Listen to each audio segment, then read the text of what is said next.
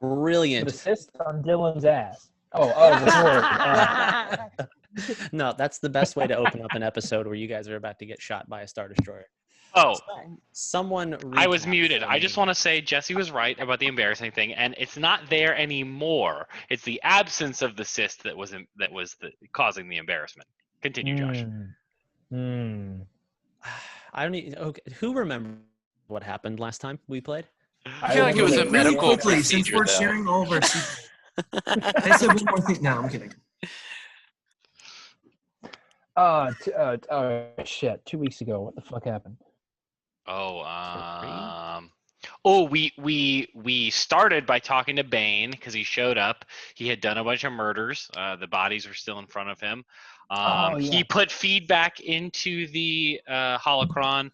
We did a lot of talking. We got on the ship. We each gained a ship level. I think that's I don't remember what it's called, but like a level of whatever you do in the ship. We made our way back. Something happened between then. I don't remember what it was. But we made our way back to the space station, and when we got there, the big Star Destroyer was still sitting outside. And we got a message from, I think it was the guy we owe our debt to, and he was like, hey, keep it on the DL. Or he sent us some kind of message like that. Yes, Yeah, Sprague. And we were like, oh shit, what do we do? And then I had the idea to get captured on purpose. I thought that was M3's idea. That's a great idea. It's been my idea. M3's just leaning into it because It's he wants the been money. one week to look at me. You're really good at ideas, Tarek.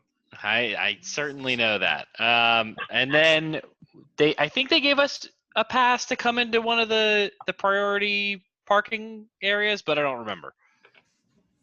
I feel like I'm missing a bunch of stuff in between, but a valiant pretty effort. good. Decent recap. You can have 50 credits for it. I'll take what I can get. You all need it. A decent recap. It has been like 3-ish weeks since we. You guys don't want to see my notes. It's a lot about hands. Yes, M3. Most importantly, M3 has a shiny new he's got a hand belt. It's pretty good. Yeah, I imagine that he just like took bolts and bolted through the center of like all these hands into his chassis. Nonetheless, you were we started our last session on the planet Adega. You had kind of wrapped up your Sith trials, your unintentional Sith trials, and you were doing some exploring. Tektrif had some orbalisks attach themselves to him temporarily. He also still is missing a hand. And as you were exploring, you felt a disturbance in the force. You went, you found Bane. He had enacted some kind of ritual to strengthen the body he was in so that it could contain the essence of his force spirit. In a very long conversation, you learned a little bit about the orbalisks. You honestly didn't learn too much from Bane. You didn't ask a lot of great questions. You just asked a few sort of momentary questions. You did manage to get Feedback's soul trapped in the holocron. That's so great that he's in there. No one's tried to talk with him yet. You had like a 16-hour flight back, and no one talked to Feedback's soul. Just in the box we didn't know we could talk to him. You haven't tried anything. You magic people are supposed to do that shit.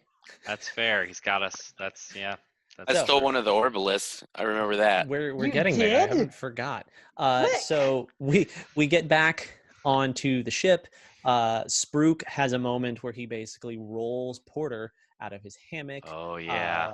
Into the cargo hold. Beck took Tektrif to do a procedure to try to remove the orbalisks. Tektrif had a slight out-of-body experience where he thinks he observed Beck doing the procedure. He's not 100% sure. Beck got all 3 of the orbalisks in their own little container. Plick managed to sneak into Beck's lab and steal one of the containers of orbalisk. So Plick has a orbalisk in a terrarium. Oh, we can use that as a weapon. Good job. Yeah, he has a pet bug that when it attaches, you cannot get it off. And I definitely would not just put it on one of the characters. So. Oh my god. Amazing. As you approached the location of the derelict, You came out of hyperspace. We ended our last session as you came out of hyperspace to the derelict in its same position near Obroa Sky, and next to it was a large black uh, Imperial Star Destroyer. It's similar in design to the Republic Star Destroyers, although it appears to have a much more menacing image. It's larger. You can just from a visual, you can see there's way more guns, way more turbo lasers on it, and it appears to be hovering over the station. We ended with a communique between Pax Goodso and Sprague Un, who seem to be communicating to get to you guys together, saying essentially, yeah, keep it chill. We're going to give you a pass to land so that you can get in quickly, but we need to talk. And that's sort of where we'll pick it up.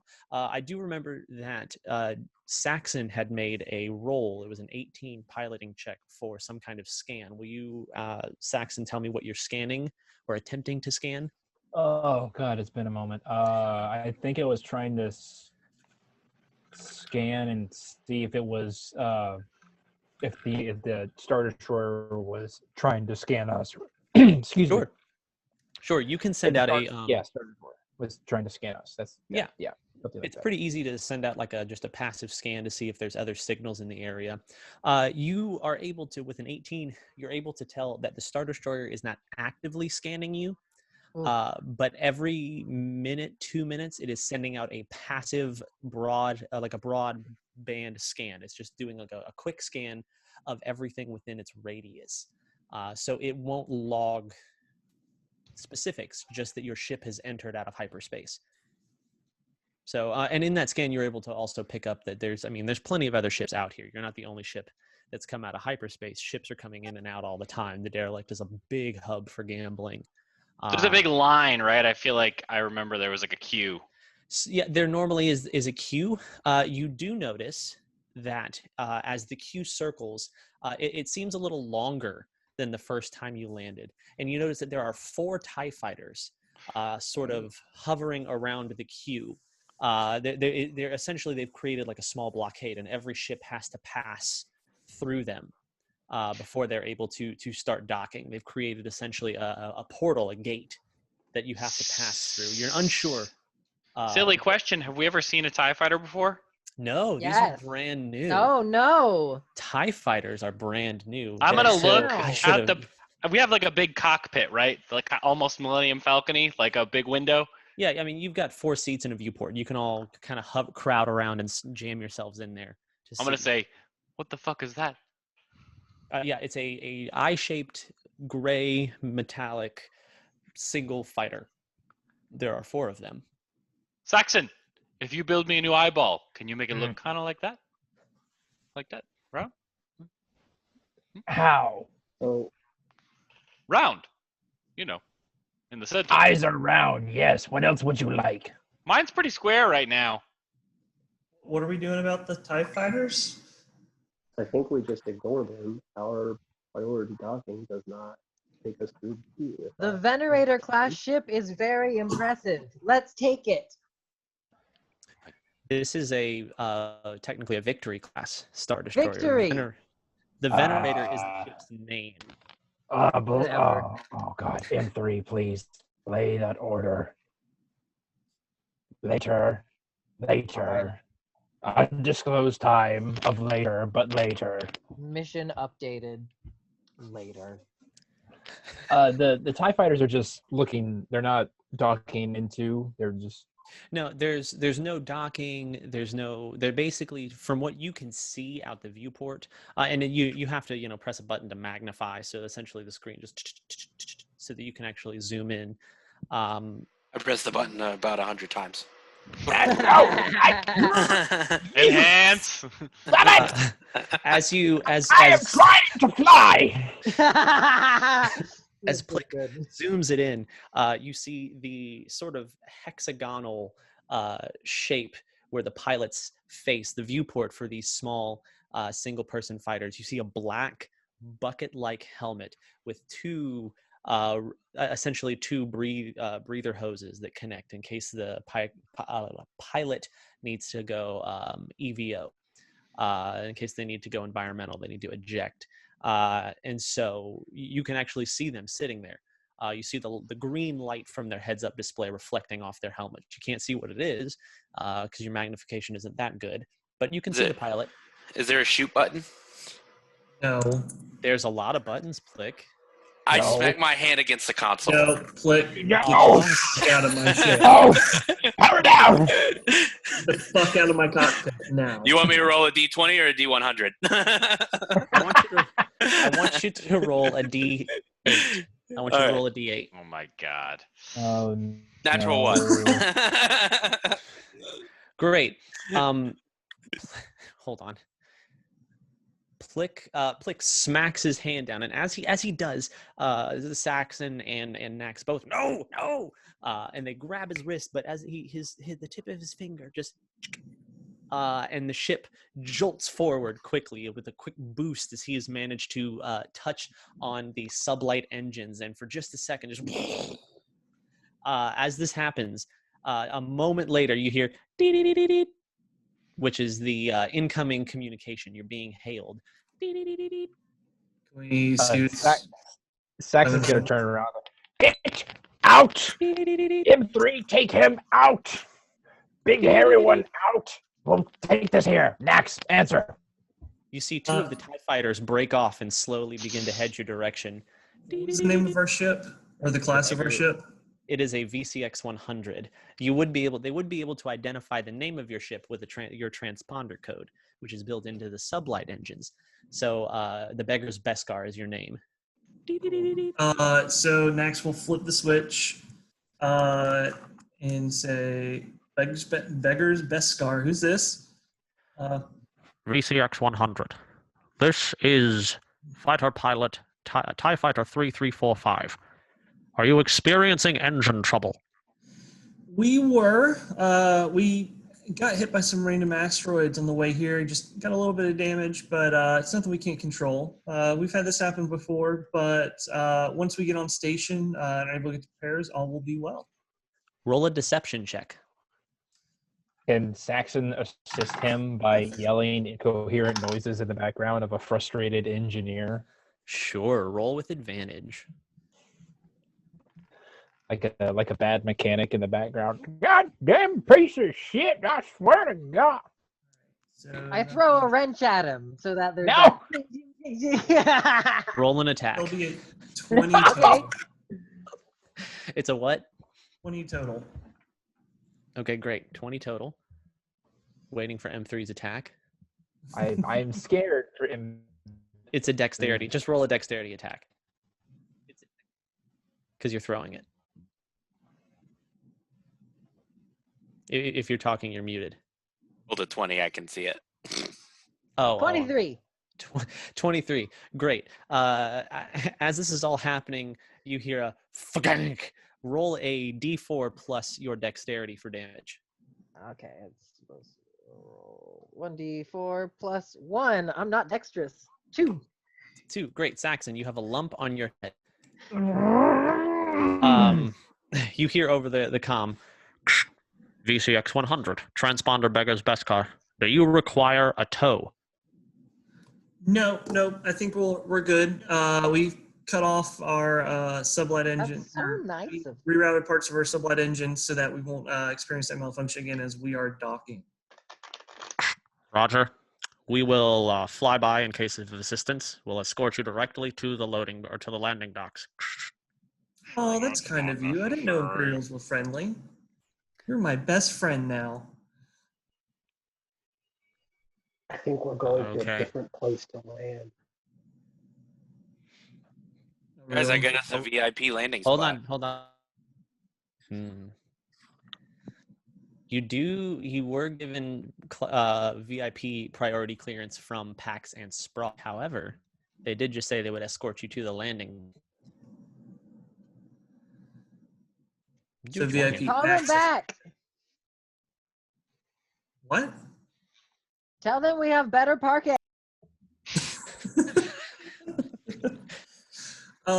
So I Disney will. World. We're Disney Pass members. Disney. So I guess I'll call them back and say, or I guess they're still on the line, kind of. I just like muted real quick. That's what we're gonna say. I'm gonna unmute and Old no, music playing. no toe is needed. Dun dun dun dun dun. Wouldn't waste the fuel coming over here. We're all fine. I know you TIE fighters got a lot of patrolling to do. Got to keep us safe. By escorting you, we are keeping everyone safe. It was not a request, sir. Well, I guess if you just follow us, then Negative. You will follow us directly to the main landing bay unless given alternate clearance. I think I have that. Send confirmation. I'll look at Sax and be like, You do have a confirmation, essentially, identification, a confirmation code that you could send to them from PAX. I'll say Saxon, please send it. Saxon would like to disguise that to send it like from where we're going to like 2 docks over, if that makes any sense. Well, they're gonna follow us in, so. Well, they're just looking for a confirmation. We can head 2 docks over once we get there. It's whatever. Okay.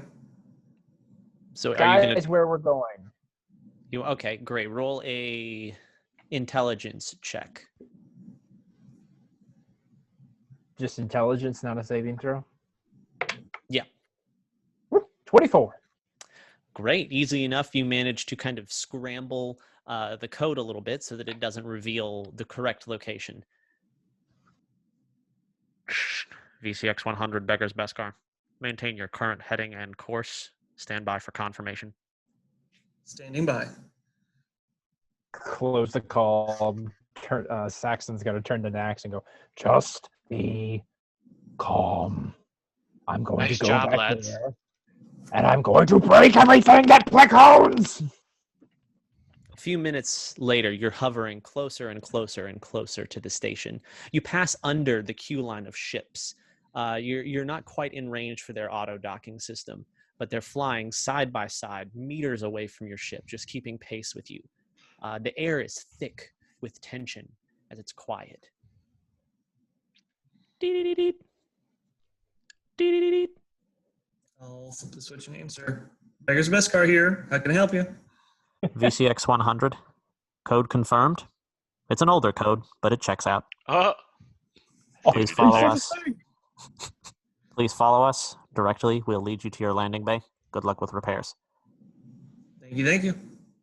TIE Commander out. Great, easily enough. They escort you quietly, carefully, and you manage to land in, instead of coming down and underneath the station like you did the first time, you're flown up high, almost to the very tip, where a small door opens up, just large enough for a ship or two. Inside, you see a sleek, golden, almost luxury yacht landed on one side of the hangar bay. There's just enough room for the Beskar to fit in next to it. As you come in, I need someone to make a piloting check for the landing. I got you, Boo. I guess I should start doing this in roll 20. Assist. I would like What? to. Can I anti-assist? Great. Saxon Can I goes to pick- help, and Plick What's his is name up? Plick is trying to hit him on the head with the wrench that M3 hit him on the head with. He's just trying to put the lump back down. So roll. Poor Saxon's like Elmer Fudd getting hit by Bugs It's how you Bunny. fix things. You hit him. Oh my god. 24 total. Yeah, excellent. So easily enough, smooth landing. After a moment, the doors shut, and you have landed in the private docking bay of one Mr. Pax Goodso. It is in remarkable better condition than the regular landing bay. The luxury yacht is golden with sort of like a round oblong body on a tall metal fin that reaches about 15 meters high. As you land, everything is secure. You've made it there safely. The landing ramp has come down. And then just through the viewport, you can see a door open. And through that door, you can actually, just a little bit, you can see Sprague, Un, and Pax sitting at the table that you had dinner at the last time you were here. So just for clarification, this is the same guy that gave me the puzzle box, right? Yes, Pax is the same guy who gave you the puzzle box. Fantastic, because I figured out the puzzle box. I want to walk up and say, "Hey, lads, we appreciate letting us into your fancy." I want to look up and around. Diggs here. We thought the Empire was supposed to be gone. Well, that, my friend, is a bit of a conundrum. Again, the Twi'lek owner of the noble derelict owner operator is a little bit of a southern accent, which wouldn't be southern. It's a northern Rylothian, because that's what I want it to be. So he's like, come on, have a seat at the table. There's food if you need it. We're setting up for the big Laugh Day festival, which will be kicking off just about as soon as we're hopefully finished with this not unfortunate meeting. I go up to him and I hand him the puzzle box, and then I put my other hand out expectantly. He holds it up and he looks at it and he goes, "Well, that's a nice toy there, friend." Gives you a little high five and walks away with the toy. I pull out my grenade launcher. Whoa. He promised me something. Well, I promise you something if you opened the box. What it looks like is that you've transmuted the metal into a different shape. I don't think you found the treasure that's on the inside. And he hands it back to you. Is that what you did? Well, I mean, I don't know what he did. It was a glob of gold last time I handed it to him. I put the puzzle box down on the ground, and I aim my grenade launcher at it. Oh, God, please. Please do not shoot your grenade launcher in my station. I put my hand out expectantly. Find the treasure on the inside, and I'll give you the glove. I put the puzzle box back in my coat, and I walk away. Damn, Jawas. Just like they were on Tatooine. Jawas like this everywhere. Shit. All right, y'all, come on in. Sprague and I got to have a discussion.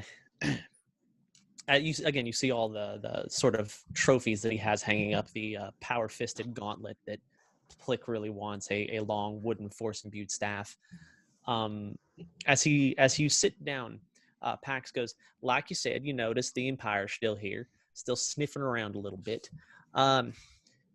One of their commanders mentioned a recent incident on a nearby planet on Dantooine. I didn't honestly even know people still lived on Dantooine. I thought that place was just like a jungle of bullshit. But apparently people live there. He said that there was an incident involving several force-sensitive rebels. Right? They managed a passable description of a few of y'all. I wouldn't say it's identifying descriptions, but these guys seem to, they seem to act with prejudice. Nonetheless, they insisted that they remain for a few extra hours to ensure our safety, as they put it. Now, unfortunately, there have been some other dealings since their arrival. First off, they're going to be leaving a garrison here, and I don't rightly like that. We'll be talking about what to do about that someday. They're leaving a new major and a bunch of troops in shiny black armor. Very intimidating. It's kind of starting to drive off some business. But more importantly, they have arrested 378 members of my crew. And members What for? At this point, Sprague leans forward slowly, methodically, and he touches the table. And a hologram appears. And you see two stormtrooper-like figures with long black rifles and black armor from head to toe. You also see standing in between them is the man from your vision, the bucketed helmet, the black cloak, the sort of red visor, and a strange, almost lightsaber hilt on his belt. And in his hand, he holds two metallic paddles. And you don't hear anything, but you see a small child step up to him. It appears to be a Rhodian, no more than 5 or 6 years old. With the paddles, he holds them and brings them down and up the child's body. As he does, he turns them and a holographic image of the child appears surrounded in an orange light. As he does this, he puts the paddles back and motions, and the guards grab the child by the shoulder, and drag her away out of the hologram. It seems that these... This is Sprague. Imperials have a device that detects force aptitude. They scan you with it, and if your holographic image appears in orange, they take you. It means that you are, as they say, force sensitive, and thus a danger to the Empire. They have arrested many, including your man, Porter's son. It is unfortunate and unforgivable. I have come to a decision with Mr. Goodsow.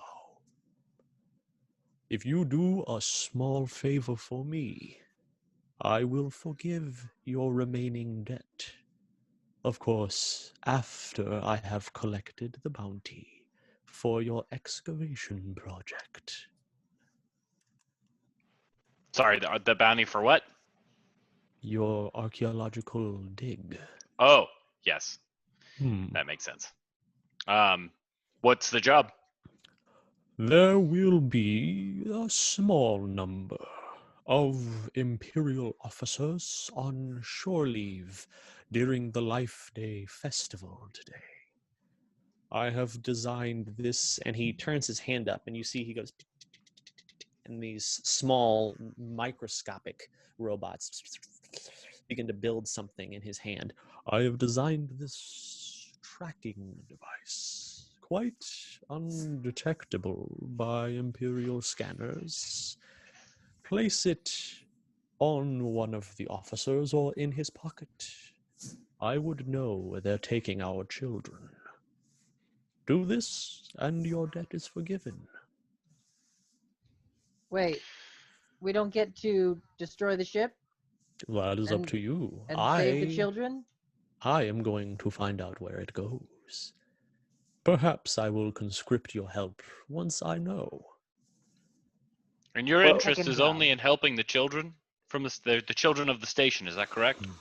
That is a partial interest. They have offended me personally, and if we had the manpower, I would burn them from the sky now. How have they offended you? You remember my garden? Yeah, of course. They said things I had were. And you, for the first time, you see actual emotion from Sprague. His mouths on his neck begin to kind of flare and twitch, and his voice swells to a deafening volume. They said my trees were illegal. And you can almost feel the table vibrate as he roars. They burned my garden. I will burn them. So Click. We'll take the tracking thing. Plick has the very small tracking device. Okay. Do you know anything about any of the officers in particular, where they might be? They'll be easy to identify. They wear that disgusting black uniform like it's a badge of honor. All right. So your interest is in getting the kids safe. What if we just save the kids? They are currently all on a Star Destroyer. Right. Would you like to go save them? Well, Yes. I don't like kids being involved in any of this. It's a tough choice to make. I will support that if you all have a plan. This is a part one, a part two. You know, we do the thing, we know where the kids are, then we can do the other plan. Right. I mean, it's Well, it's see, but I was 100% thinking- up to you guys. Go ahead, Zah. I was thinking more along your plan, M3, where you turn us in and we all go to the ship and then we break ourselves and the children out of the ship. Yeah, but all we have to do is put a thing in a guy's pocket and we're scot-free. I very Click. much agree with Zaw. Click just has to We put can do something in both. somebody's pocket. It should be easy. Yeah, just do that, and then we'll do the other thing. Let's We can take do care of both. There's no And- way I would mess this up. Yeah, No way. Not at and all. we I'm can roll have the eight. snacks. I'm not against both plans. I'm just saying, just putting an idea out there, you know. We'll do both. Both, you say? An interesting proposal. My suggestion is enjoy the festivities today. There are many events, and you can win great prizes should you be the victor. Find the marshal, the major, put the tracking device on him, and then, if you wish to turn yourselves in to try to save the children, I guarantee we will have evacuation. When your Yes! Oh, I'm not Star muted Destroyer- anymore. Sorry. When the Star Destroyer leaves hyperspace, should you be able to get off it, we will pick you up.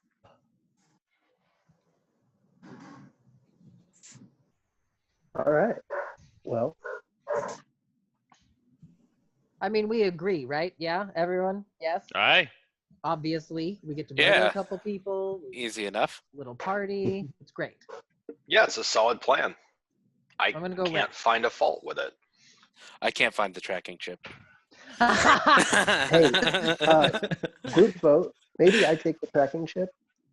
And I slip was it on the actually going to guard. say maybe I should take it because Well, I plan on You guys are participating sneaky. in the drinking competition, and I'm sure that some of them will be there. If I Right. knock them unconscious, I can put it right in their pocket. I will take it. I think that's a bad idea. The only I'm person sure- I'm giving it to is M3, so I'm not giving it to anybody else. Plus, I have an 11 sleight of hand. It would be worth your while, Sprog, if you could make one or two more of those tracking devices. We are very, how do I put this, accident prone. Untrustworthy, Plick says in his language. Yeah, Unfortunately, his squeaks and squawks are sure, whatever. It would be nice in case worse would come to worse. unfortunately, the tracker is made out of pure Beskar. Oh, I do not shite. have any more. Unless you find a small chunk of it, that will have to do. Certainly was don't gonna- have any. Well, we thought we had some. Thought. Damn, Ruba. all I was gonna say. Oh, you mean Luba. Luba and Ruba. Well, why don't we No, all take a look at what's going on at the fair and see what happens? Yes, I will leave you now. I am hosting one of the events and my presence is required. Remember, be smart and burn those sons of bitches to dust. And Sprague gets up with his long, curved Ithorian neck and lumbers towards the same door that the docking bay, the landing bay that you landed in was on. He walks up to the door, punches a few buttons on the keypad, and the room spins slowly, and then comes to rest. And the door opens to the turbo lift, and he steps inside, and and you're left with Pax Goodso, owner operator, seemingly nice guy. Well, how about Does that, seem y'all? strangely nice. Well, you think nice people can't gamble? You think that we don't like money? Fair. That's a fair point. Just because I let crime organizations have their way every now and then, they know who their daddy is, and it ain't their boss. It's me, Daddy Goodso. I guess we should start calling you Daddy then. Maybe not. I don't feel comfortable with that. M4, call him Daddy from now on. M4 is gonna look at Pax. Hello, Daddy. Great. Well, on that note, enjoy the festival. I'll be Minor. handing out festival trophies and awards at the end for the victors. Minor floats over to Pax and nuzzling up against him. Man, I just don't understand why all the weirdos come and hang out with me. Like, do I attract weirdos? I You're just the don't one see who it. said you're their daddy. I am just sharing the wealth. Well, you know whose daddy I'm not is Gracchus, that fat slug fucker. He is one slimy bastard. We Anyway, could kill him for you. Yeah, we y'all, could. y'all got a lot on your plate right now. I have a list. He's checking it twice. Hey, that is my line, Daddy Goodso. Now, Gonna find out who's naughty and who to slice. M3 is coming to kill you all. great. Enjoy the festival. It is quite beautiful. Life Day is an excellent celebration. We allow kids to come and run around. There's food. There's carnival games. If you manage to come in first place in a lot of these activities, there are special rewards for each first place, each victor, you might say. I got an itinerary list if you'd like to have one. But before you go, have a look from this angle. And he he waves his hand over the keypad on his table, and the floor becomes translucent, like it was the first time that when you had dinner there, where you could see the fight. So straight down, you see the pit of the arena, normally covered with dust and blood and bones, filled with monsters or warriors fighting. Instead, you see a hologram of a massive tree, identical to the Warshire trees of Kashyyyk, cascading from the roof. You see up top the leaves, and there's even miniature hologrammed Shio birds that fly around, and you hear the ambiance of Kashyyyk crowding or flying through the room. At the center, where the branches of the tree come together to the trunk, you see a large, almost completely white orb, like a brilliant light, like the one Boss Nass holds up at the end of Phantom Menace. That one. It's like massive, sitting in the center of the tree, shining. There's lights all over the place, decorations. You see candles. You see kids holding little Palpatine bobbleheads as they run around smiling. There's cotton candy with the shape of some mysterious in the shape of some mysterious black cloaked sort of helmet. You don't recognize it. There's at the base of the arena floor, instead of seeing dirt and bones, you see stalls, large sections, 10 of them. As you notice, they have set up the arena the Life Day events on the arena floor. So there are 10 different sections on the arena floor, each one hosting a special event. There's incredible music. You see people dancing and celebrating and drinking. Some of them are shirtless, and they're already too far gone, and the day just started. With that, Pax turns and says, "Please enjoy yourselves." That means get out. Get the fuck out of my house. All right. We leave. Great. Down the turbo lift, you can go anywhere you want. As you get on the turbo lift, good morning. It is a pleasure to have you all back with us on the Noble Derelict. If I could feel glad that you were alive, I would. Please select the floor you would like to go to. Are you interested in our calendar of Life Day events? Aye. Yeah. Let us know what are the events. All 10 events are hosted on the arena floor here at the Noble Derelict. We have the Pikes Perilous Pod Race, the Zebulon Dax Sabek Tournament, Grixis's Monster Mash Not for the Faint of Heart, Braden's Bag the Blurg, Akana's Alderanian Amber Drinking Contest, B344's Warshire Wood Chop, Ruba's Rumbling Bake Off, Beck's Hungry Wampa for children only or those of similar size, the Hood's Hunt, and finally the Quartermaster's Nerf Nick. You may select any of these events one time each. Every contestant is given a fair shot, but not all of you may compete. 1 or 2 in each event. I want to do the hungry thing. There was no children and of children's size. Oh, I'm definitely children's size. So. Oh yeah, 3. And those children are gonna die because I'm gonna win. Oh my god. God, what have I done? So the drinking contest is pretty straightforward. What's the Monster Mash? The Monster Mash is where 1 or 2 contestants are put into a small version of the arena floor. You are then pitted against a random monster. Grixis literally presses a button, and something random gets pooped out. Pooped. Well, I was attempting to use organic vernacular. All right. You did great. Thank you, M3. So M3 can be nice to this random robot. Is it any different than you being nice to your friends? I Yeah, feel like M3 asshole. isn't even nice to us half the time, but whatever. It's not important. I'll do the drinking competition. Anyone else have any? I will pick up the slack on whatever ones we don't. Who wants Plick to and fight I with can me? do them. Oh, then Plick. I'm going with Plick M3. wants to. Plick wants okay, to. Plick will go with M3. Yay! I'm down for drinking. Are we sure about leaving 2 of them together? No offense, but they're very burn down the Holly type of people. Perfect for an arena fight. Yes. Yeah, if there's one place where it's okay to deck the halls, it would be the arena. Well, the 2 of them would actually make a great combination. Please don't say Plick's it. got Oh, that God damn shotgun. it. No. I Dak go Fennec, do not immediately say that. there.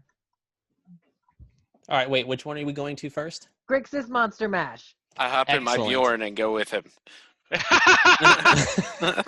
I love that. Oh, man, that's funny. Oh, Plick, keep an eye out for the Imperial. Great. So as you come Yeah, wait. to If Plick's doing that, I'm gonna actually ask. Could I hold on to the while you battle? Can I hold on to the thing? I'll give it back to you when you're done. Plick says no. Please. Plick says no. I'll give you 10 Yeah. credits. There Plick you hands go. it over. Plick Great. hands it over. I'll give him 10 credits.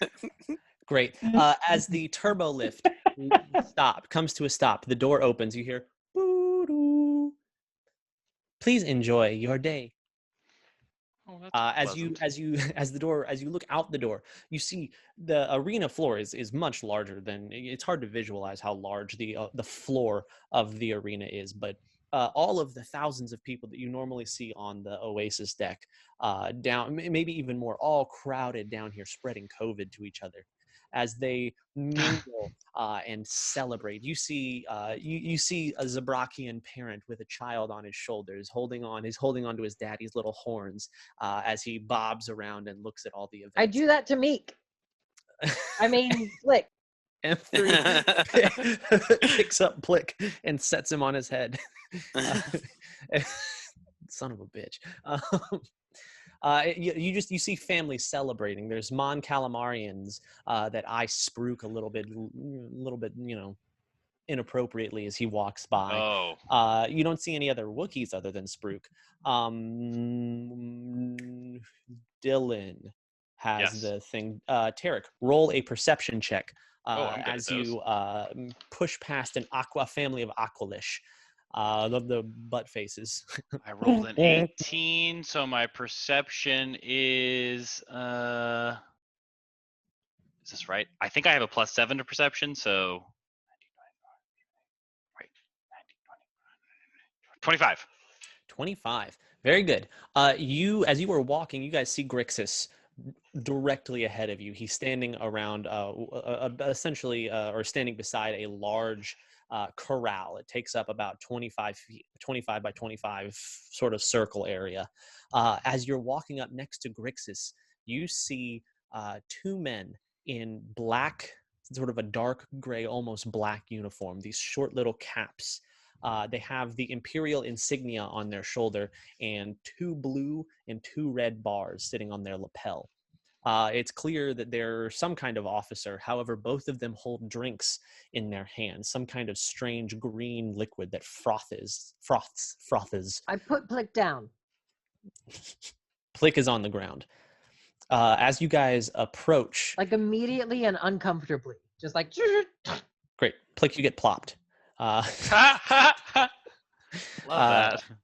So as I you immediately approach, run over to the officers. I have the thing, dummy. And then I check my pockets. Gracious. I forgot too. Good Sir Hey. Grixis, it appears that you have vermin on the boat. As he That's a looks little bit too racist for me. down his nose at the Jawa. I was not aware that an establishment such as this allowed creatures like yourself on board. Well, I think I'm gonna start reaching for my shotgun. I'm not over there with them. I just see this happening, right? Great. Are you obviously reaching for your shotgun? No, Uh, I'm just I'm getting. I'm just I'm getting gonna ready. scoop him up and gonna just scoop him up and just say, "Sorry, this one got out of his cage." Yes, well, it's best you keep him there. I don't know what Agreed. Yes. You're awfully big for a nanny droid. Thank you. Very well. My good man Grixis, we shall call upon you should we have need of your skill set. We appreciate your service to the Empire. Are all This of is you the Trandoshan, the Yeah. old red Trandoshan, runs the Bounty Hunter's Refuge, or the Hunter's Refuge, the Bounty Hunter bar. got it. Okay. Hey, I'm gonna walk up. hey, Tarek, Yeah. What's up? how good are you at sneakily putting things and taking out of pockets? Because I would say that I'm advantageous at it. Say that I'm pretty expert at it. Too bad I took it away. Well, I didn't know. Okay, so I'm gonna say, all right. I'm gonna wink at him. I'm gonna put it in his hand, and then I'm gonna say, follow my lead, and I'm gonna walk over and say, Grixis, how are you doing? Grixis is doing well. Grixis sent us on the. Sorry, just a point of clarification. Yes. On that thing we just did, right? Yes, The bounty. Grixis sends you on all of your dirty little errands. Great. Grixis, we're here to turn in that bounty you had us on. Sorry, Sure. lads. I have to talk to my friend Grixis. Were you done? Was your business done with him? I believe our business was concluded, Captain. Yes. Grixis, we will have to discuss the company you keep. Skills being what they are or not. Yeah. And he turns to walk away and sneering at you a little bit, Tarek. Okay. I want to follow them sneakily. Sure. Roll stealth. As they walk past on the door, can I like accidentally brush into the shoulder of one of the officers and make the drop? Roll sleight of hand. 24 for my stealth. Great. Plick, you think you're stealthed. And I have advantage because of my silent armor. So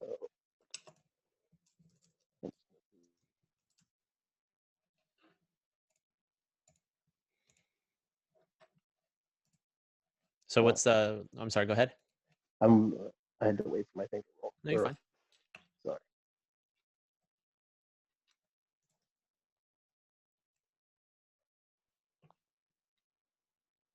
$18 for the first.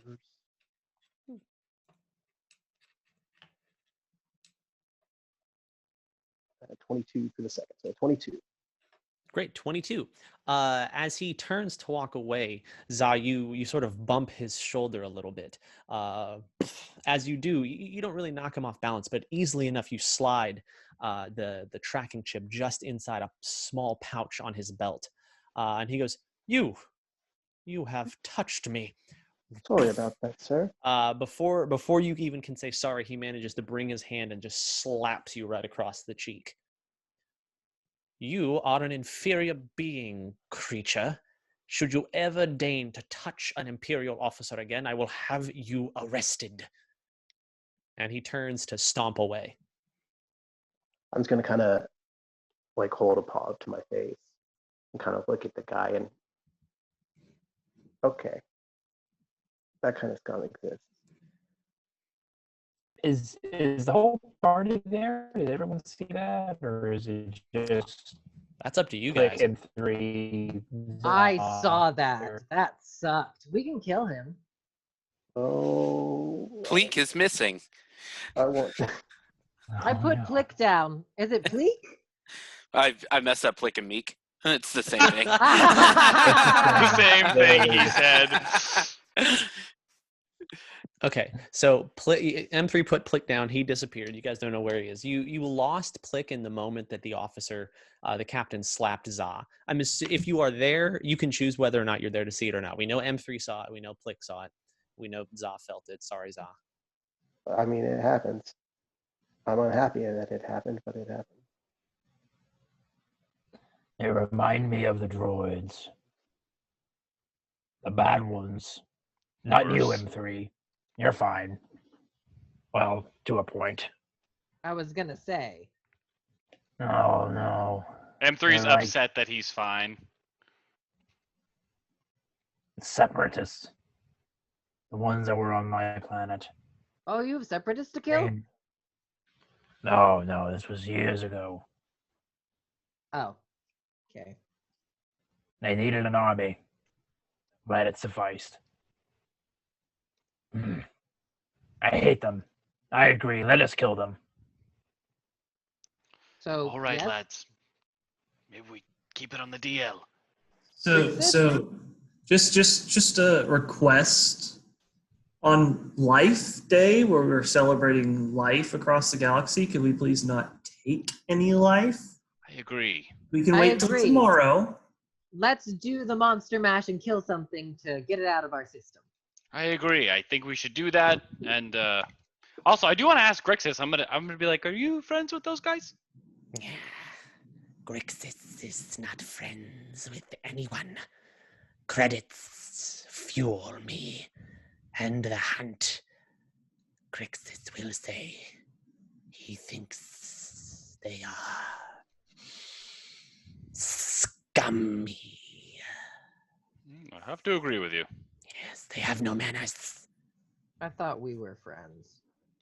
Grixis, how you feeling? You feeling blue? You feeling black? You feeling red? Grixis is confused how you know what he looks like. You have I'm no not eyes. I'm not even here. That's a Grixis joke. Oh, yeah. Oh. I realized after I named him Grixis that Grixis Yeah. was subconscious, probably. Ha! I get that reference. Nonetheless, Can I are you fight here in the for? arena? Yes. You are here for. Yes. This Poor is Steven. Monster Mash. Yes, 2 combatants may enter the small corral. Click. Click. I made a note, but I jumped back on top of M3. Oh, good. Where the hell did he come from? Sneaky little We've bastard. been asking that question for many sessions. Nax's request got my heart, so I didn't follow them to kill them. Oh, interesting. He does have a heart. Anyway, 2 of you will enter. You will have a short combat against a random creature that Grixis releases. Should you win, your time will be compared to the others. The number of rounds, because minutes is hard to track in D&D. So, should you defeat the creature quickly, you will win the prize. For the Monster Mash, Grixis has to give away a +1 barbed plastoid composite armor. It was Grixis's old armor. He is Got loath to excited. part with it. Dibs. You have to kill the creature first. Into the arena. Now. Do it. No, he now. called dibs. He Now. called dibs. That's how dibs works. Who's going in to Me. the corral? Him. Great. Now. M3, Annie goes. I'm with M3. I think I'm riding on top of M3. Great. Yeah, you don't have a choice. Yep, I'm If going not, in. you're being dragged by the hood into the arena with M3. Fantastic. All right, let me just roll and see what y'all get. Also, I'm not pulling a map up for this. We're going to do it outside of combat because it's a festival. All right. Perfect. So you see Grixis walk over to essentially a large holographic wheel. The 2 of you are in. It looks like the actual trench arena, just a little smaller, sort of a small, dusty corral. On the far side, there's a gate, an electric force field. Grixis waves his clawed hand, and as he does, the wheel begins, or the holographic wheel begins to spin.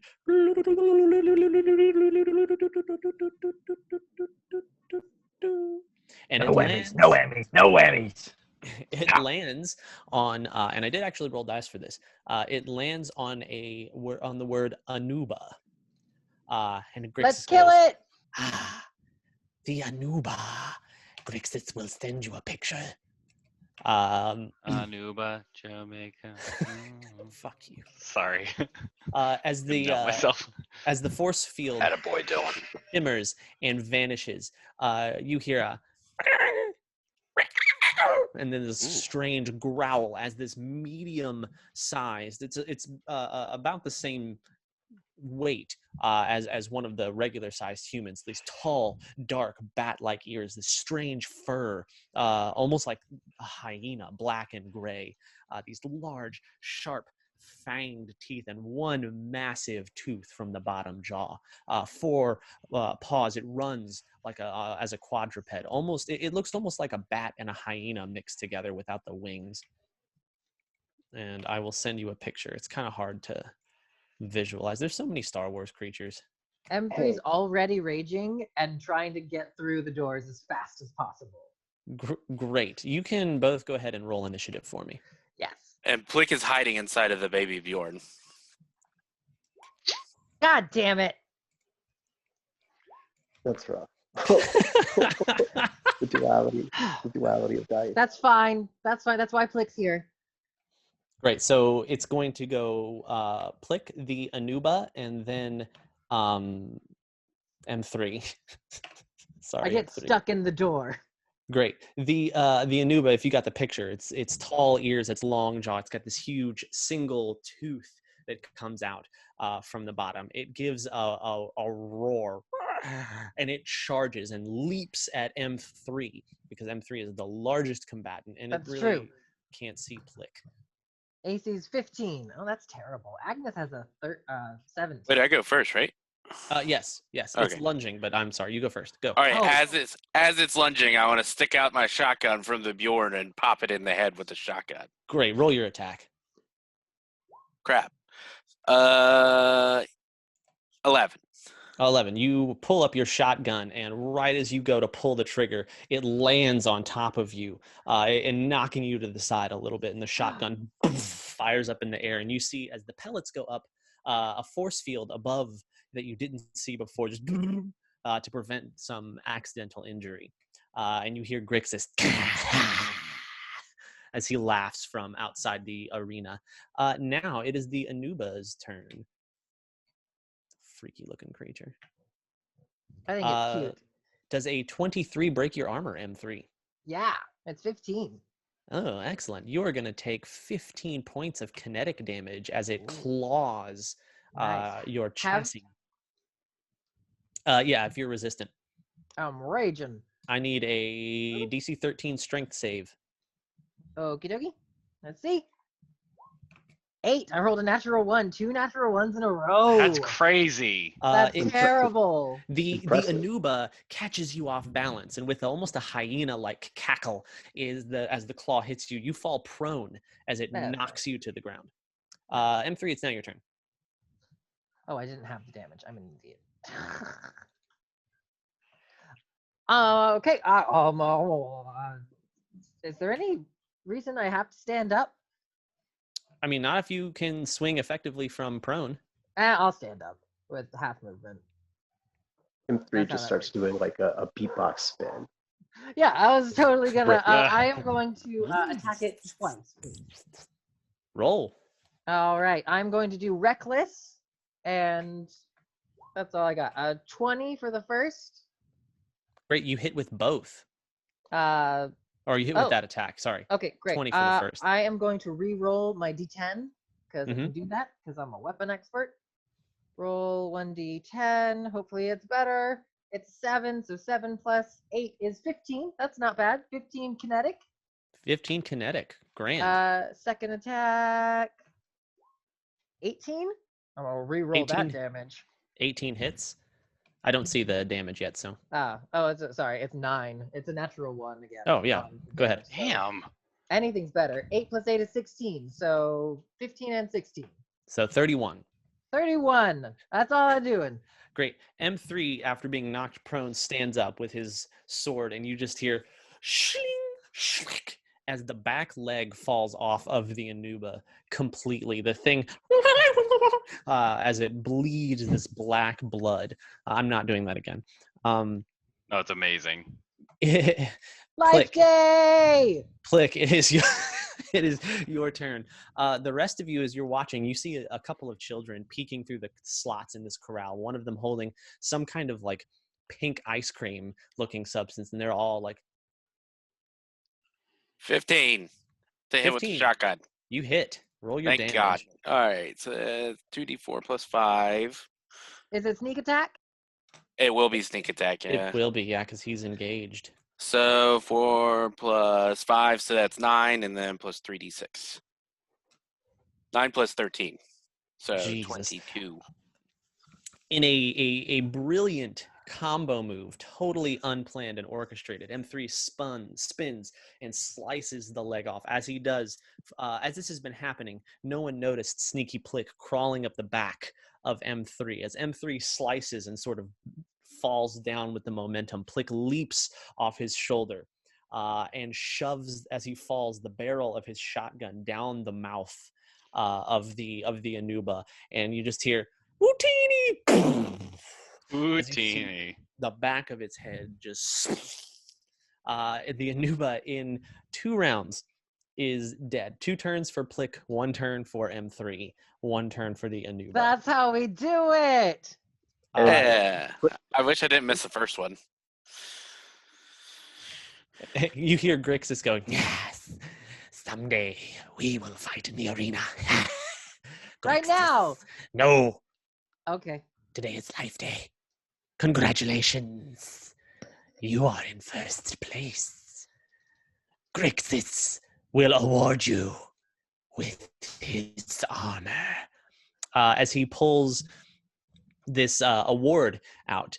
And on top of it is a small golden figurine. Each victory, if you manage to get them, comes with a small golden figurine to commemorate. So you are given. We can put it in the ship. Plick can have it. You are given. Plick will have it. He'll just. I give it to Plick. I take the armor. I hold it above my head like the champion. Great. I am sending the armor card in just a minute. I as love soon as, you. Who, me or Plick? You. I got armor. Maybe. No. You do. You just have to integrate it into your chassis. M4 standing up, going yes, yes, yes. Saxon's sitting there, cross-armed, cross-legged. I guess that was cool. You look at there's a leaderboard next to you guys that you can see. And it shows that the other creatures all relatively the same difficulty, although in varying kinds. You see someone had to fight an irradiated wampa rat and a few other things. But you see that they total it up by total number of rounds. You all, Plick had 2 and 3 the Anuba, so you had a total score of 4, right? So the higher the score, the worse you're doing, right? In this event. All right, so the next highest score was a 9. Oh, I'm not muted. I'm sorry. And in second place, you see Akana Majaid in 9 rounds, defeated, or 9 total turns. Yes, congratulations. Here is your armor. As he pulls it out, you see this sort of composite gray slated armor that has these spikes and barbs all over it. So it is a +1 plastoid. It's a medium armor, +1 plastoid composite armor, and it has the bulky and the barbed property. Because it's a +1, it also can be modified, or you can add modifications to it. So it is a 16 I love it. plus a dex mod, which is a max of 2. Bulky gives you disadvantage on stealth, and barbed means that if you're grappling someone, you can do an extra d6 plus your strength modifier with the barbs in your armor. So you literally stab them with your shoulders. So if you that's if you choose to grapple. Grixis thanks you, and he does consider you friends. Aw. Don't get weird. I won't tell anybody, Grixis. Don't worry. Please don't. I will kill you. I will be back to kill more things after we finish the games. Yes. Except for the Wookiee. Tell him I said eat dicks. We'll tell him. Eat dicks. Yeah, he's here. He's just Grixis is just pretending like he's not. I smell his stinky ass. Ugh. Crixus needs a shower. Wookiee needs a shower too, but Yes, obviously. Enjoy the festival. Thanks. The golden figurine is a small miniature Anuba. Just a small commemorative of the creature that you defeated. It also on the bottom says first place 4 rounds. Amazing. I go to Saxon immediately and tell him to put the armor on me. What is that? Is it that Bob's coming? My All right, God. this is not a request, and if you mess with my head, I'll cut your head off. Oh. He said that in his Steven voice. Oh, oops, sorry. I was trying to, whatever. No, it's fine. I love it. No, player Steven is a side we haven't seen. It's great. Love it. I'm a monster. I am really sorry. Saxon will just all right, I gave you the cannon on your back. Now you must do something for me before I can do that for you, yes? Fine. 1 more murder to the 3. That's 4 Yes. murders. 5. Deal. Deal indeed. No, 6. Wait, I gave him the shoulder cannon. Yeah, but you didn't install it. I had to. 7. It's very pokey. Yes. I'm sure I could have done it and just 8. hammer it in there. Yes. M3, your calculating chip is malfunctioning. It's continuing. Round it out at an even 10. That's what I thought. All right, we'll call it 5. 5 it is. Crixus really likes you guys. Enjoy. Okay. Go. All right. I think it's time for the drinking game. That's just down there. Tell Akana you beat her. She loves you all. Jesus Christ, I need a drink. You can help Great. me, Saxon. Or sorry, Nax. A few stalls down, you see the blue-skinned, white-haired Akana Majid. She's tall, over 6 feet, very, very muscular, very strong. She sits in a full set of battle armor. Next to her is a large wooden keg. Not something you'd expect to see, but the keg is held up sideways on a hover, like a hover, like little repulsors. It just sort of floats there. And there's a sign that says Akana's Alderaanian Amber Drinking Contest. All right. I'll step up. I'll ask about the rules. I'm not surprised to see you people here. Can't say I'm happy about it. Still don't like you. Oh yeah, that's fair. That makes sense. We beat you in the arena. Why'd you have to bring that up? I am very proud of our accomplishments. Well, good you beat up a tiny kitty cat. Hooray. You're still not worthy to fight me, nor will you ever be. Nonetheless, you're here for a drinking contest, yes? One of you may enter this contest. If you outdrink me, you win. So far, no one's done it.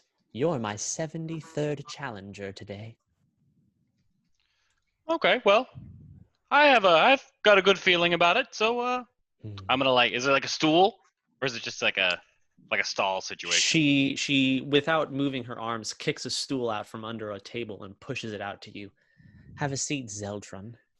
I will pull the stool up in the least cool way possible. Great, you trip over it a little. Cool, perfect, exactly what I'm going for. And I'm gonna sit. Aren't Zeltrons immune to alcohol? Not immune, but I do have 2 kidneys or livers or some shit like that, and I get advantage on poisons and alcohols. Yep. Great, I will take that. Cool. She pulls out a large mug, sort of a silver On the side, you see a sort of hologram display that shows how full it is. Right now, it sits at empty. She leans over to the keg and pulls a tap out from somewhere and just goes bah! And slams it into the side. And it doesn't look like she tries very hard, but she taps that shit so fast. Just and she fills. Oh, so she just tapped a keg in front of me. Yes. Like a whole keg. Yes, with her hand. Okay. Oh, I see. She fills your cup all the way to the brim. You see this rich golden liquid. It comes to a perfect head. As it does, she takes her finger and scrapes across the top and wicks away the extra and hands it to you. She pulls up her own and does the same mug, both now indicating green as they're full. She goes, "Let's begin, Zeltron. We drink at the same time. Begin." I'm going to cheers her. Go to cheers her. She sneers at you and starts to tip her mug up. Great. I'll drink. I need you to roll a Constitution save. Okay. I get advantage. So the first one is first one's an 18. Yep, 18 is the first one. Great. 18 succeeds. She downs and you down. You feel fine. You feel fine. Nice and easy. Again, then. She refills your cups again and hands one back to you. As I drink, I'm going to say, no hard feelings on our end. Sorry for what we did to you. We were being persecuted. And you know how it's hard out there for a merc. And I'm going to go to cheers and I'll drink. She ignores your cheers once more. That's no excuse for thievery. As she downs. Constitution save. 21. As you chug. 21. Easy enough again. She starts to refill your mugs. I don't like you because you stole. I have no love for authority. If you'd asked, I would have given you a ride. Hands you the mug. Okay, I'll take my next one and say, aye, that's fair. I am truly sorry. That makes a lot of sense. You can continue to hate us if you'd like. We understand. I don't. You are not significant enough for me to hate you. We'll and see about that. She chugs her drink down. 20 total. 20 total. Look at you go. It's the advantage. The advantage. It's really helping. I know. All right. She fills up once more and hands you another cup. Go ahead. Still seeming insignificant? It's like my third one. That one is a 15. A 15. So as you drink this one down, you feel a little rumble in your stomach, and you kind of like. And as she knocks hers back easily, she says, "Just because you can drink only tells me that you have an alcohol problem." Again, and she fills your cup up and sets it down in front of you. That's fair. You got me there. Natural 20. So Natural 22. After your little burp, you wipe your cheek off a little bit, and with kind of a half-cocked Han Solo smile, you and just drain it like you're pouring a pitcher out. She raises an eyebrow at you and chokes her drink down once more. Oh my God. Perhaps we try something a little stiffer. You seem to be able to keep up with the Alderaanian ale. Takes an alcoholic to know an alcoholic. Go fuck yourself, but fair. She pulls a small decanter out of her waistband and pours. Something thick and black comes out. It keeps pouring, despite the fact that the decanter looks like it should be empty. Continues to pour. As it comes to the top of your glass, you see a bit of steam rise off the top, but it's not hot. The drink is frigid, so frigid that steam is rising off the top as she pours the same into hers. She holds it up and she says, "Carillion bourbon. Thick, dark, and it'll put hair on your balls if you don't have any. Good luck, boy." Point of order, how hairy are Zeltron? Well, you're about to find out. You're the Zeltron. You tell me. All right. Ready? Yeah. 18. Constitution save without advantage. Oh, okay. I'll let you re-roll. Well, the first one was the 18s. I rolled an 18 and a 16. It's an 18 and a 16. So Great. Wow. How about that? I rolled a natural 1 for that one. all right. So she starts to drink, and as you drink, it's thick. It's like Jägermeister, but kind of almost in a slushy form. And it hangs in your mouth, and it's so cold it burns. It literally burns. You can feel every inch of it down in your throat as it lines your stomach. It takes every ounce of your power not to gag. I mean, you are like, and as she gets halfway, you see that your cup manages just to empty. As she gets halfway, you hear, and she puts her cup down and just.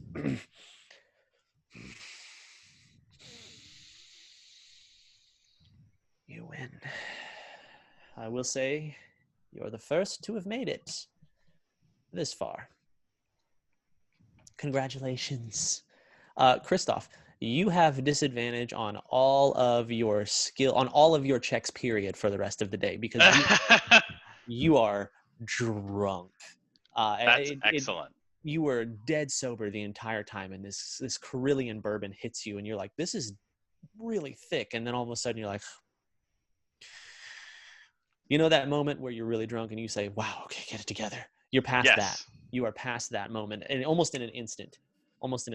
So fantastic. You are considered slowed with your movement speed, and you are at disadvantage with all of your checks for the rest of the day. All right. As she starts, you notice she's slurring her words a little bit too. She goes, congratulations. You are the first to beat me. And you get some rewards. The first is a Beamon Company cardio regulator. Oh, she pulls out it looks almost like a choker, like a necklace, and hands it to you. I says, you put this around your neck, and it helps. It does nice things. And you also get this small golden Alderaanian figurine. It's the planet of Alderaan, but it's small and golden in one piece. In one piece. Alderaan hasn't been blown up yet. It has not. Wonderful. Alderaan is still around for 19 Guys, let's more years. blow up Alderaan. Hold on, I will send it. So this item requires attunement. It takes the head. Technically, it's like a choker, but it takes the head space, and it makes your Constitution 19 for as long as you are wearing it. Oh shit! That's awesome. So you all may decide who actually uses that. I need that. I'm gonna try to stand up. That little gold ornament thing. And I'll hand him the ornament. And yay! I'm gonna be like walking kind of like sideways, and I'm like, shit, this does not happen to me very often. Oh. And I'm gonna say, thanks, lass. Again, no hard feelings. Someday, I'll let you fight me in the arena. And then we'll see if we still have feelings afterwards. But not today. Not today. No. Isn't the arena to death? It's actually up to the challengee. So to death. The challenger says they want to fight. The challengee selects the arena floor because they can change them, and they select whether it's a fight to the death or just a fight to the surrender. So depends on who you fight. Troy Dye, are you fine? You are falling in slow motion. I'm gonna. Can you help me up the 3 Saxons? And I'm gonna fall down. Oh no, you are falling. No. I'm gonna fall on Saxon. No. I can carry him. M4. Oh, that's better. Fine. M4 will pick up Tarek. Fantastic. Saxon. I'm gonna let him. That works for me. Firemen carry too, not the dignified way. I'll take your it. ass is like your face is hitting M4's ass as he's walking. Clang, as a sort of clang. sober up mechanic. What the hell? I'm also gonna put that choker on. I run up to Nax and ask if he wants to do the Hungry event. Sure. Start looking around frantically for it. As you are looking around, you see a couple of humanoid children run by you. One of them, a small quarren. Quarrens are the ones with the sort of squid-like heads. They have the tentacles. They live on Mon Cal, the same planet as the Mon Calamaris. They have the sort of the tentacled faces and the big eyes. As a few kids run by you giggling, this quarren child says, "Are you going to Beck's Hungry Hungry Wampa?" Yes. Yes. Mom said it was great to make new friends. Come on, I'll show you. And he runs off through the crowd quickly. They obviously think you're children. Friend! I'm going to run after him. I just imagine this little... Also run. Just a little...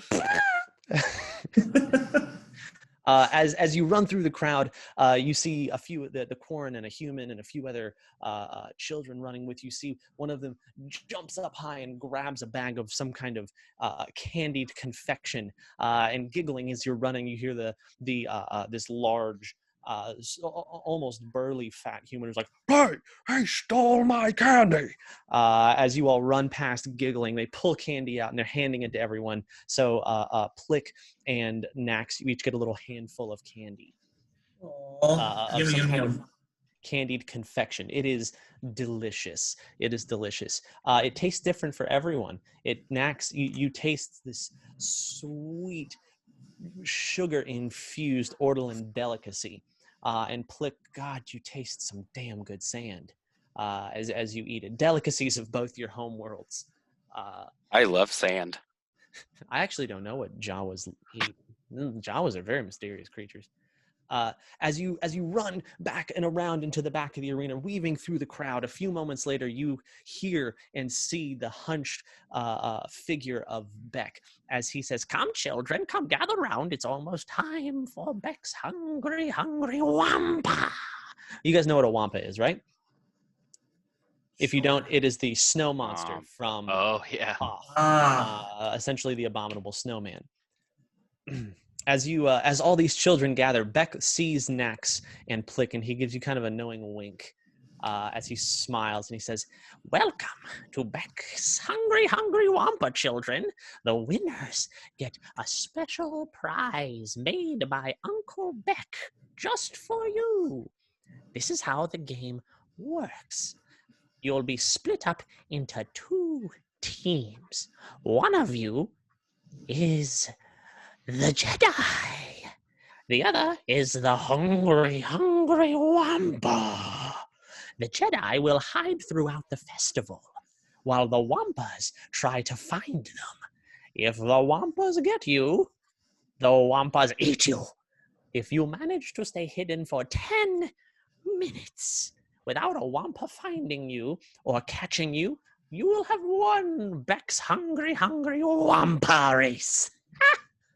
Who's ready?" Me. You get to choose. I want to be a hider. I am very happy to let you choose. The Jawa, the baby Jawa, chooses the Jedi. What else? And he starts to divvy people up. Yes, young blue elephant man, who I've never met before. Yes. Okay, I've never met you before. I want to be... So wait, there's multiple Jedi? There are 6 on each team.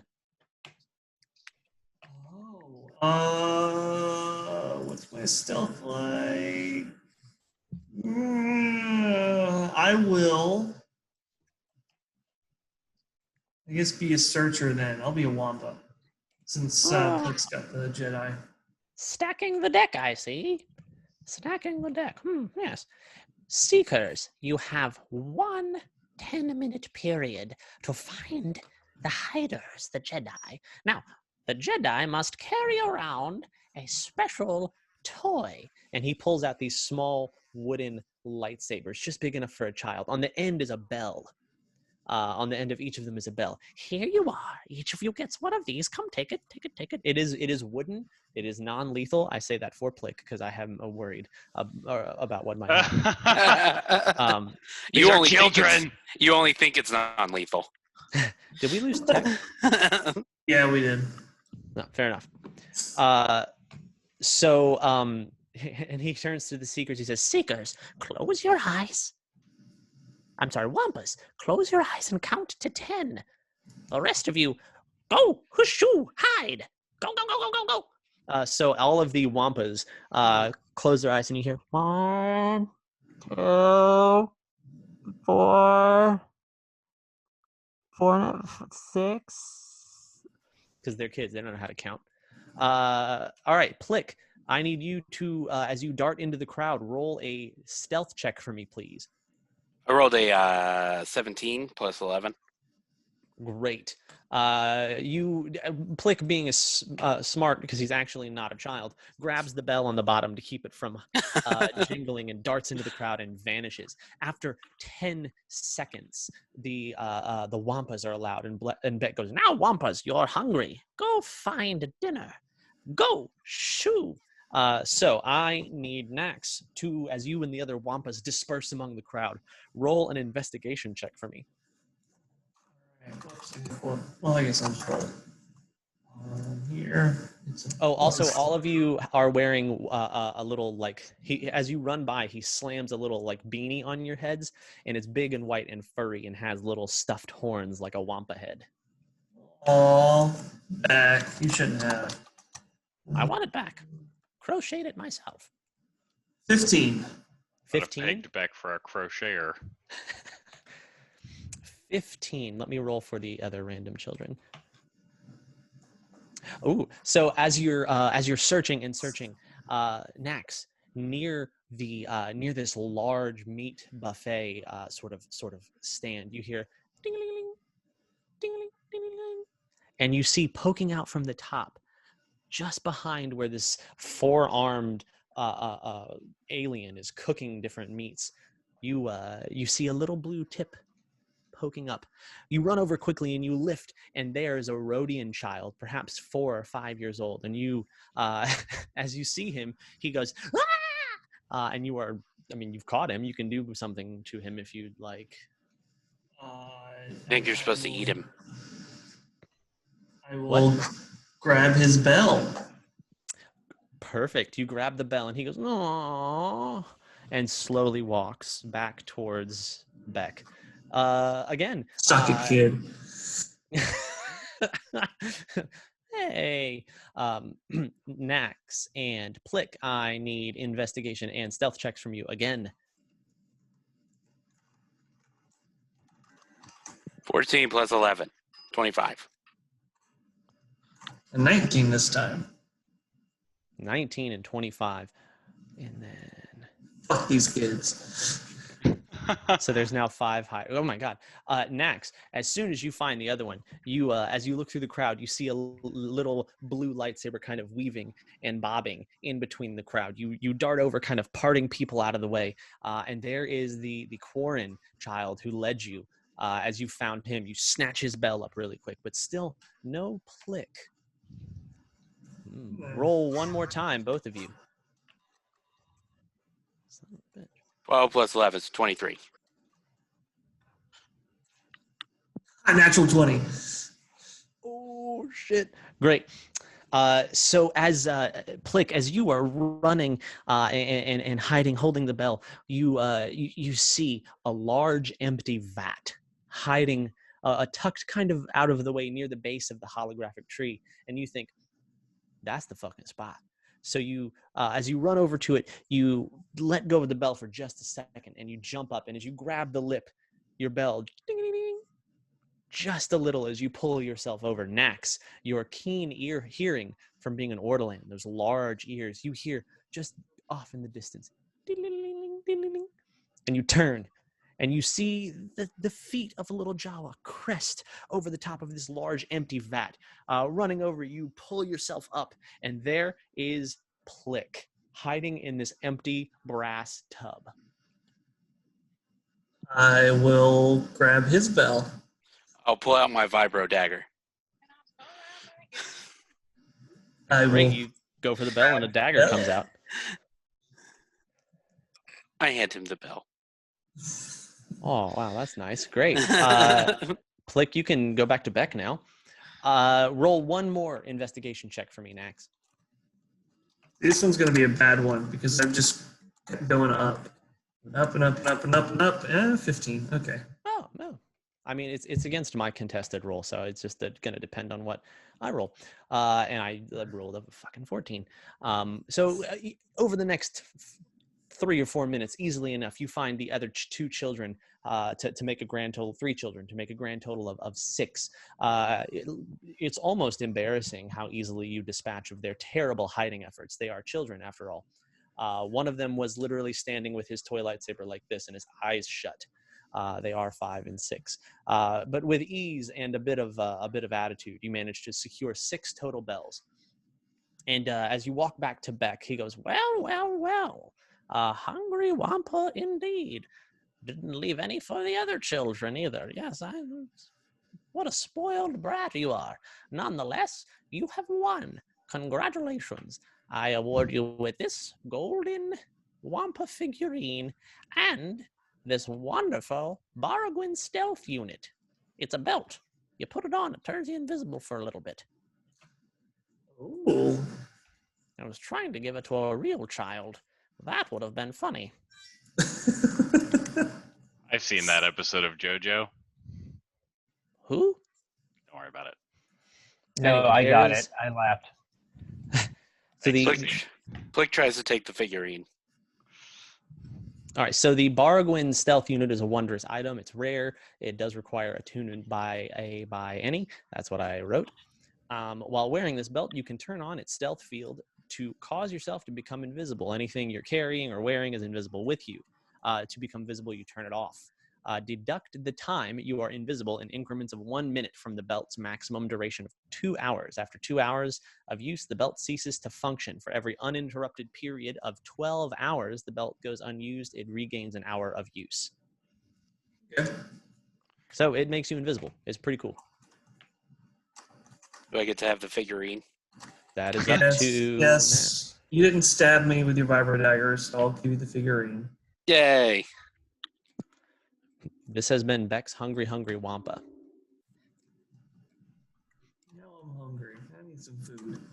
I'll walk off. There is a bake-off. Oh, there's a bake-off? Yes, the remaining events are the Pike's Perilous Pod Race, the Zebulon Dax Sabic Tournament, the Braden's Bag the Blurg event, B344's Warshire Wood Chop, Ruba's Rumbling Bake-Off, and the Hood's Hunt, and the Quartermaster's Nerf Nick. Fuck, I'd love to do pod racing and cook-off, but I don't want to keep... Anyone want to pod race with me? Yes. It's probably not a good idea for me to do it because all my shit is... Yeah, you're drunk currently, right? Yeah, I'm wasted. Yeah, also that. Listen, they say don't drive drunk. They didn't ever say anything about pod racing. I wonder if they would let you pod race drunk. You should try. No, I want to live. No, they would. They would like him running to the side of the wall, dying in a fiery explosion. It'd be good for them. Not All for right, you. off to pod racing then. Pod racing! Pod racing. So near the edge of the arena, you see several pikes. They have a specially designed sort of atmospheric entrance. The pod racing track here on the Noble Derelict actually goes all the way around the outside of the space station itself. So you'll weave pretty much around the surrounding outside. So all of the pods are pressurized. They're atmospherically pressurized. So it's an added danger. As you walk in or walk up, the pikes, if you don't know what they look like, they almost have these like large sort of Egyptian heads and small faces. Their skin is usually sort of a green tint. As you walk up, this man you've never met before comes up to you and says, "Are you here for the Pikes pod race?" Yes. You may have 2 people sponsored. The next lap happens now. Simple enough. You survive, you have a chance to win. You do it fast enough, you'll definitely win. Follow the course, it's laid out in blue. If you go too far out, your pod will be crushed by atmospheric pressure from the gas giant below. Sounds like a piece of cake. Yes, you may have 2 people in one pod, or 1 person in one pod. Saxon, how do you want to do it? Essentially, one of you will pilot, one of you will assist. Now we Or may as should well pilot assume. individually. We may as well assume what we do in the Vega's best car. You pilot, I'll assist. Yes. Sounds good to me. I am finished. Let us win. I am finished. Let us win. He motions over to a long pod. It's sort of a black and yellow color. It's mostly black with like sort of lines, almost like racing stripes of yellow that streak in different places. It's a little beat up. It's 2 large cylindrical engines connected with these heavy cables to a sort of square-shaped, almost like a block of metal with a hatch that seals down. There are 2 seats, one in the front and one in the back. The back, you have a large view screen as you sit down. And it shows an outlay of the course, so you can see what's just a few seconds ahead of you to give the pilot warning who sits in the front seat. And the pilot holds the traditional left and right, like one of those fancy lawnmowers. We all know what pod racing. Yeah, it's a fucking rally Now course. this is pod racing. Nonetheless, you are one of 10 in this pod race. As you enter, the cockpit seals, and you hear it as it pressurizes. You are lowered through this sort of tube. The pod turns and as you're guided to come to the start line. You see there are 9 other pods of various shapes and sizes and species that line up next to you. You are in space. I want to clarify, the course takes place on the outside of the derelict. The rest of you are watching on a hollow screen. So you will be racing around the circumference of the noble derelict. And so there, this is like some F-Zero Captain Falcon bullshit.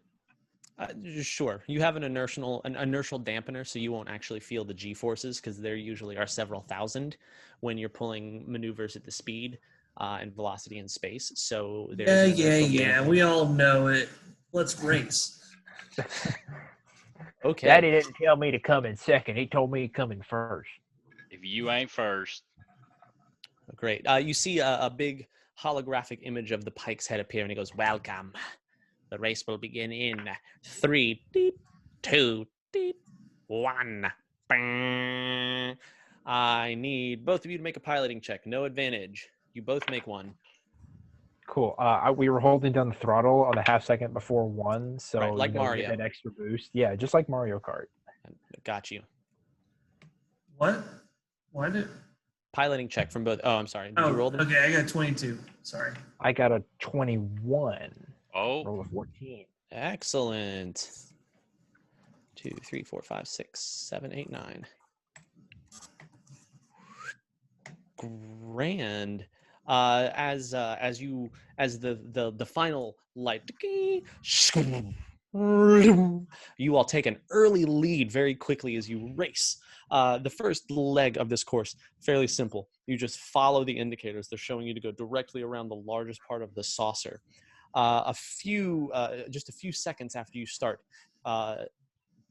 Saxon, an arrow appears telling you to get ready to bank left and follow the pylons. All right? I need you to roll a piloting check. Saxon. Okay. Shit. Can I guide myself or temporary boost myself for this check? No.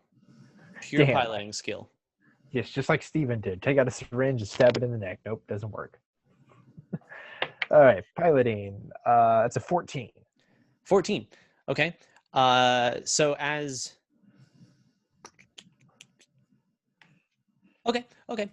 So as it's coming up, Saxon, you sort of pat Nax on the back of the head and you say, "Left, turn left."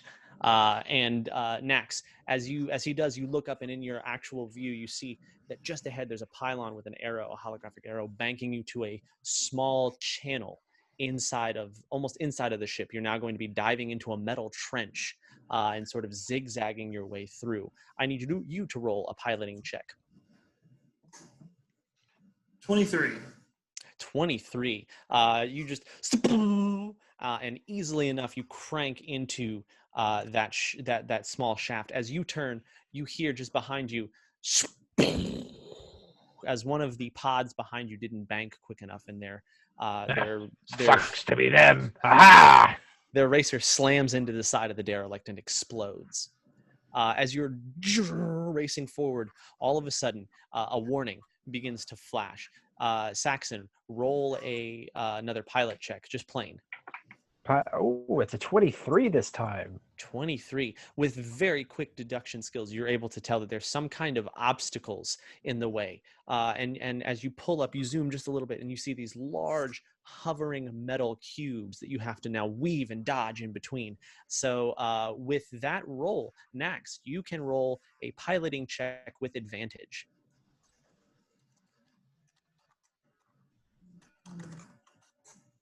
Good. 28. 28 with a incredible spinning twist move. You see Nax, with the help of Saxon's guidance, just as they dodge in between a bunch of these like randomly placed metal cubes. As this is happening, you hear, let me see how many don't survive this. Oh my God. 3, 4, 5. Did it kill their extended families as well? I rolled really terribly on that, and there are now 2 other pod racers. As you all make it through the end, Saxon, you can see little red blips behind you as they course through this section, cutting inside the outer hull of the derelict, and they just till there's only 2. 7 competitors died. Oh my God. Shit. 7 did not make it through the sort of random field. As that one car crash that spirals out of control into a 20-car crash. Yeah, it was bad. They weren't paying attention. As you continue, another warning flashes, and it's telling you to go directly down into the hull of the derelict. Saxon, roll a piloting check.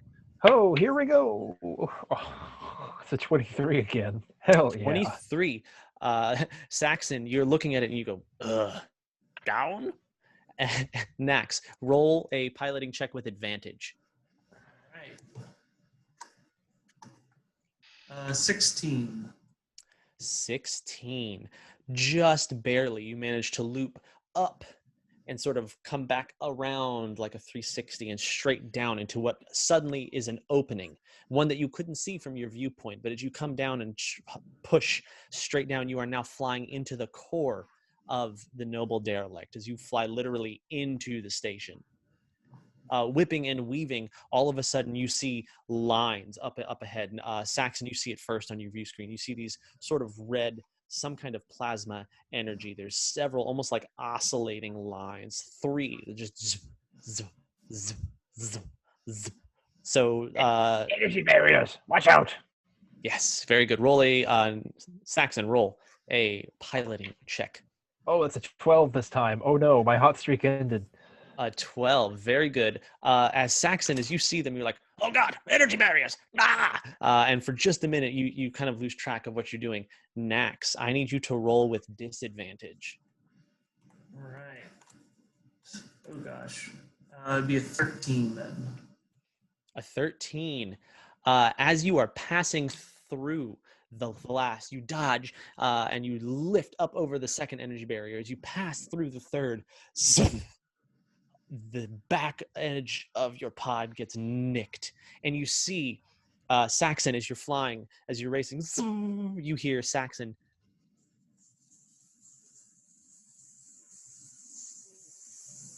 And Saxon, you turn and look, and there's a small crack in the canopy Oh of shit, your. we're in. Oh wait, are we still in space? You are still in space. You are technically fuck. still in vacuum. Oh And fuck. you can hear a small sizzle. Saxon, you have a choice. You may either roll a piloting check to assist with what's coming up next, or you may attempt to roll a repair check and patch the leaking hull.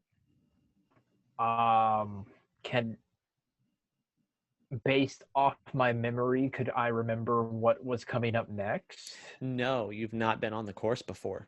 Okay, I thought it showed it to us right when we got on. It shows you like what's coming up, so you get to look ahead just a little bit, like as you're going.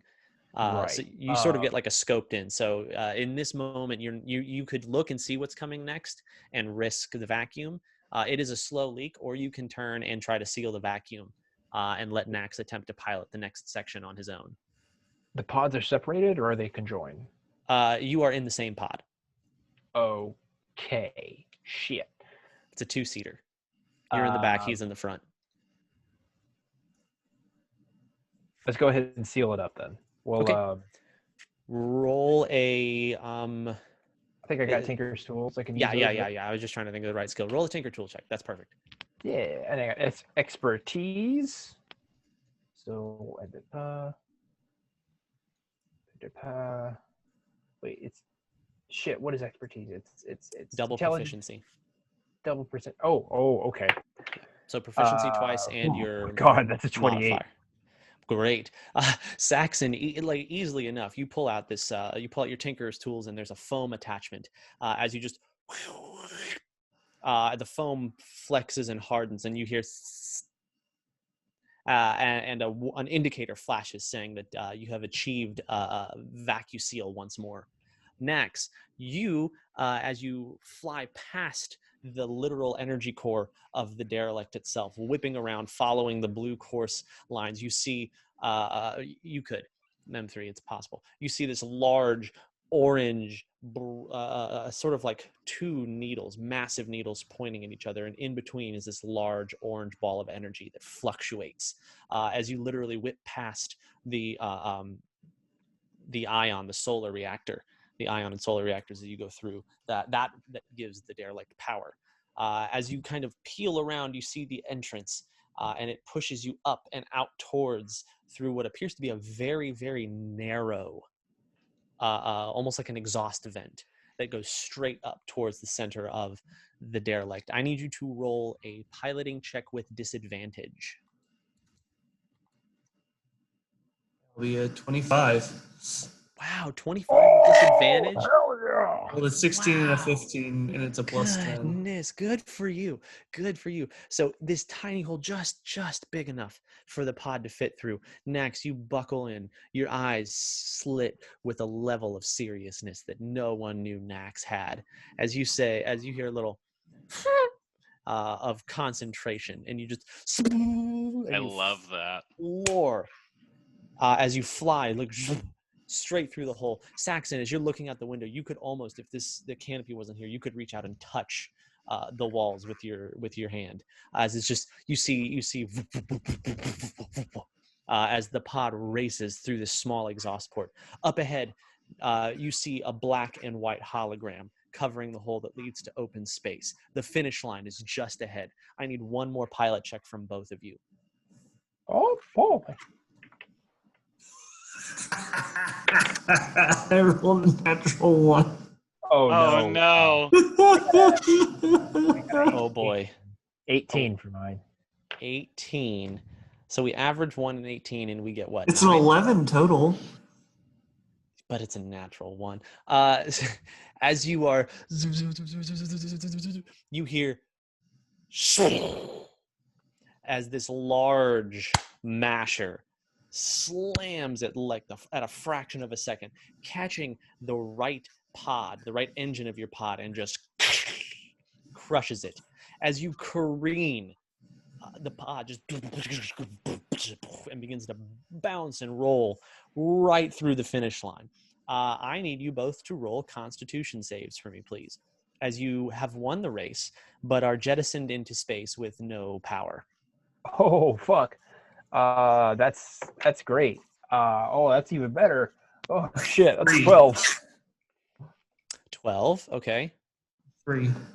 12 and 3. As this happens, the inertial dampeners fail. You all are batted and banged as it's spinning this just literally hunk of pod. By some miracle, it is not the vacuum is not broken. You are still inside of a sealed pod, but you are both going to take 18 points of bludgeoning damage and 5 points of psychic damage. As Total, 23 points of damage. Woof. How are we on the conscious level? I'm at 5 hit points. Pods also don't have communicators in them. But we What? would see them fly out, right? Yes, the rest of you are seeing all of this as it's flashing through the holonet or through the hologram vids. Almost as soon as all of this is happening, you hear as a TIE fighter flies in quickly.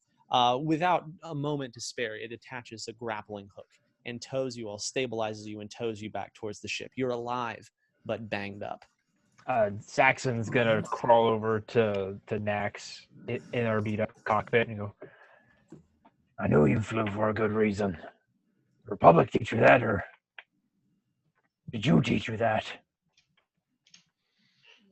Well, they tried teaching me stuff, but I already knew it. Ooh, we got a badass over here. Good. Well, I'm glad to have you on this team, whatever this team is. Anyway, good flying. Saxon's gonna give him a syringe full of health. So, it's, the healer kit, the feat that I took. Oh god, where is it? It's a fuck. Where is it? I think it's a D6 plus 4 of healing. Okay, sure. I believe. Take 10 health points. A few minutes later, not long, you all are successfully pulled and unloaded. You're a little beat up, but Beck walks up to you and goes, "You'll be fine," and stabs you both, and you're brought up to full health. Ow! You literally can feel your bones knit back together, and it's like this insane itching, and you just hear Beck like, "That feels weird, doesn't it? Yes, I knew it would feel weird," as he kind of walks off, mumbling to himself. What was that? Oh, okay. That feels nice now. An unforeseen side effect. The pike walks up to you and says, "Congratulations, you've won." He hands you a small golden miniature pod, an exact replica of from the Boon to Eve classic. It looks identical to Anakin Skywalker's pod, as that was a story told across the Outer Rim. So he hands you a small golden figurine of that, and he hands you a fine jetpack as your reward. No one else called it. Yes, so you can activate it as a bonus action, and you have a fly speed of 40 for up to 1 minute. And then you need you can either recharge it with a power cell or we'll just say a short rest. Amazing. I love that. Yeah, you can have it. Unless Aaron, you would like it, which I'm also for, since you did handle us through a bunch of shit. Yeah, you're all good. I got the stealth belt right now, so I will happily take a jetpack. Very good. A fly speed of 40. As you all prepare, as you all, you're enjoying yourself. Some of you got some food, some space popcorn while you watched the race. As the race finishes, as everyone, again, only 3 pods survived the whole race. You see some very sad families on Life Day. So very sad families on Life Day. You hear a disturbance off to the side, just down the other side of the festival, some of the events you haven't been to. And you see that snide Imperial officer that slapped Za and his black armored stormtrooper compatriot. And as you see him in his hands, he has a pair of paddles, thin metal paddles, like the ones that you saw in the hologram. And as he's holding them, you see the image of a small Quarren boy, the one who fetched Plick and Nax for the Hungry Wampa. The hologram is surrounded in an orange light. And you hear the Imperial officer say, he's one of the dangerous ones. Take him with the others, throw them in the brig. And the stormtrooper, the black armored stormtrooper, grabs the boy by the arm. As the parent, you see the father reaches and he says, "No!" You hear, as you see the officer has pulled out a holdout blaster and puts 3 energy bolts into his chest. And that is where we will end tonight. Oh my god. But it's Life Day. Not for that for guy. the Quarrens, it's death day for him. Daniel, I am very sorry. As Josh, I'm sorry that happened to you, my friend. Why? I just feel bad. Don't. What happened to Za? The guy slapped him. I feel bad about slapping Za. Oh, okay, yeah, sure. No, I don't care about that at all. Like, it's totally fine. Don't worry about it. Me as Josh feels bad about disrespecting Za. No, like. Yeah, way to come through and plant the device. Yeah. Well done. Yeah, it's fine. The Imperials are like that. They are bake really with me very next time, Za. racist. Totally good. Yeah, are we gonna get to do the rest of the Life Day stuff? Oh yeah. I'm not gonna let you leave out. I'm having a great time. Am I still robot-y? No, No. you haven't been robot-y this whole time. I guess yeah. We've heard. Oh, really? No. You Me? still have. Click. Sorry. See here. Okay, never mind. Sorry. Continue, Josh. My bad. You're fine. You still have the Sabbac tournament, the bag, the blurg, whatever that is, the Warshire wood chop, the bake off, the hunt, and the nerf nick. And I don't know how this happened, but all of the best items I made are the ones you have not actually gotten yet. We haven't even gotten to the good ones. And I'm not mixing them up. They're all like literally, if you look at their cards, they're all named for just about for the person who's giving them to you. So Yeah. yeah, we haven't even gotten to I literally was like, wow, you guys are picking all the not as awesome items. Good for I you don't though. even know what a nerf nick is still. A nerf is essentially a Star Wars cow, for lack of a better term. Nerf herder is literally a job.